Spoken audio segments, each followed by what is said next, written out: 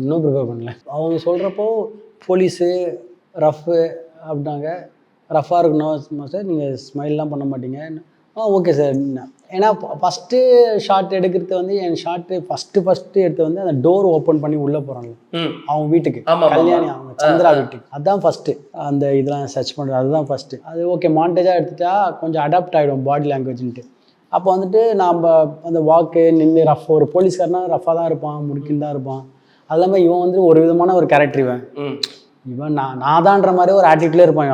அப்போ அதுக்கிறப்போ அந்த மாதிரி நீங்கள் ஆளுங்களாம் பார்த்தா கொஞ்சம் ஒரு மாதிரி அப்படி தான், கொஞ்சம் லைட்டாக கொஞ்சம் நக்கலாக தான் இருப்பாங்க. அது பார் சுத்தம் அந்த மாதிரி தான். அதனால் அந்த பாடி லாங்குவேஜ் தான் அதில் இருக்கும். அது இல்லாமல் டைலாக் டெலிவரி கூட டோமிக்கு சொல்கிறது தான்.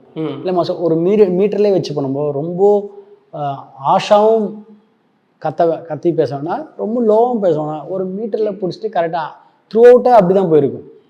அவன் கத்தியே படத்தில் பேசிட மாட்டான். அந்த ஒரு டோன்லேயே தான், மிரட்டுறதா இருந்தாலும் முறைக்கிறதா இருந்தாலும் அந்த ஒரு டோன்லேயே தான் இருக்கும் அது. அதனால் அது டேரக்டர் கரெக்டாக டிசைன் நம்ம ஒரு பண்ணுறப்போ அவர் ஓகேன்ட்டார். ஓகே டன் அதுலேயே